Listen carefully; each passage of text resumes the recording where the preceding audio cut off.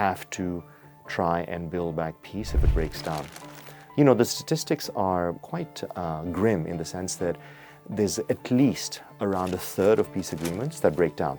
That doesn't mean that we give up. Of course we're going to try. There's a moral imperative, and there's also a legal imperative. We are driven by the ideals, the norms, and the laws of international law, of the UN Charter, and a whole range of treaties and covenants that have been agreed upon in the last so many decades.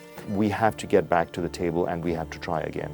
That's the only choice for us and for many who are involved in this business of peacemaking.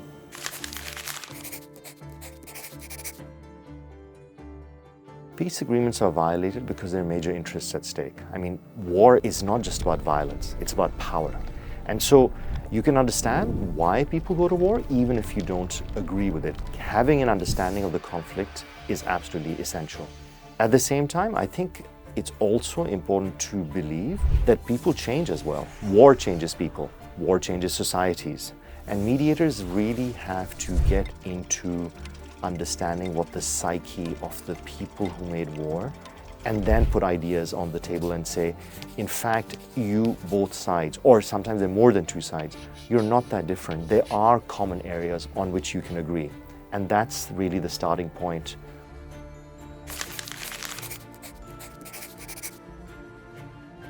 Despite all the divisions in the Security Council, despite the really strident rhetoric that you hear in the Council on a whole range of different issues, I would say that it is striking that there's still so many issues on which Council members still agree.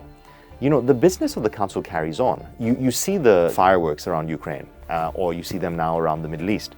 But there's also a whole range of other files, other conflicts on which the Council still continues to agree, pass mandates, give new taskings, and authorize resolutions. The UN is, more than any other organization, a big global platform where all countries can have dialogue. This does not mean that this is a perfect place. These countries argue. But it also means that this is a forum where anyone can raise issues, bring them to the table, and they can be discussed. So this gives us a huge advantage. The UN, principally, the role of the Secretary General and all his envoys and representatives that are deployed around the world, their good offices role is absolutely paramount. What does that mean? Good offices is basically your ability to step in between parties and build dialogue, to prevent conflict, to end wars. Sometimes it's as simple as picking up the phone and calling up people and nudging them in the right direction. Sometimes it's about designing a process and having an entire mediation process. The UN does these things in concert with others. It's not alone in doing so, but the UN is still, despite all the criticism, still at the heart of this business. One important thing to remember is that when we declare success, we need to do it in a spirit of humility. There are always troubling signs when these things are being negotiated.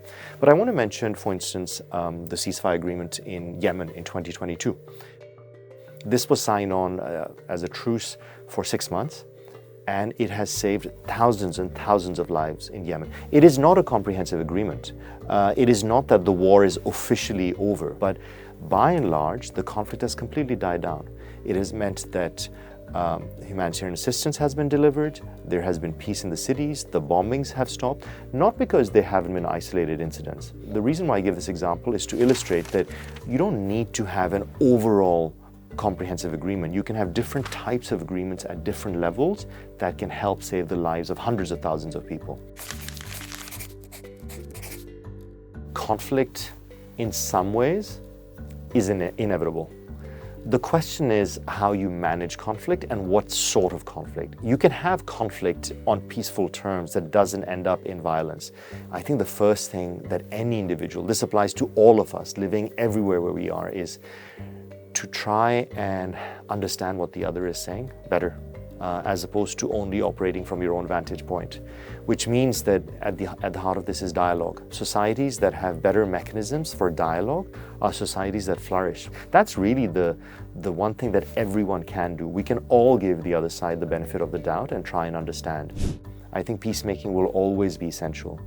And whether that's the UN, whether there are other international instruments that do it, is, of course, remains to be seen. But I think this need is always going to be there. And what better goal than, of course, to try and work on the cause of peace.